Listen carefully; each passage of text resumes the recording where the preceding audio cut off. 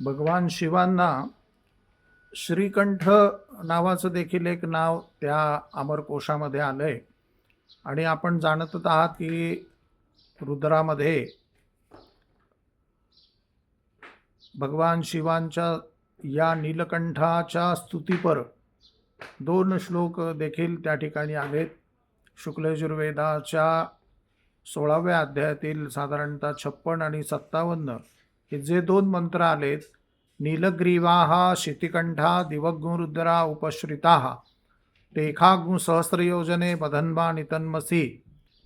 तसंच नीलग्रीवाः शितिकंठा शर्वाधा क्षमाचराः तेखाग्नु सहस्रयोजने बधन्वा नितन्मसि. भगवान शिवांचा जो कंठ आहे तो आपण सर्व जाणत आहात की भगवान शिवांनी ज्या वेळेला समुद्रमंथन झालं आणि समुद्रमंथनातून जे हलाल विष निघालं, ते विष प्राशन करण्याकरता कोणीही पुढं येईना. कुठल्याही देवता त्या ठिकाणी ते विष घ्यायला तयार होईना, ग्रहण करायला तयार होईना. आणि विश्वाच्या कल्याणाकरता भगवान शिवांनी ते जे हलाहल विष आहे ते आपल्या कंठामध्ये या ठिकाणी ठेवलं.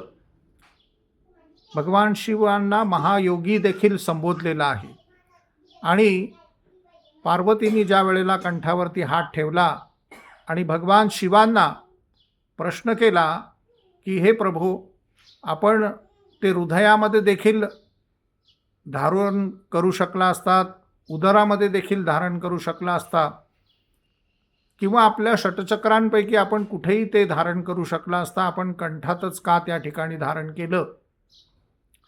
भगवान शिवांनी जे उत्तर दिलंय ते मोठं अद्भुत उत्तर आहे.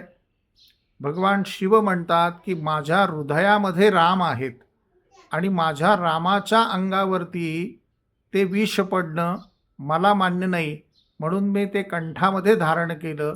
म्हणून त्यांना श्रीकंठ असं देखील एक अत्यंत सुंदर नाव अमरकोशकारांनी केलेलं आहे.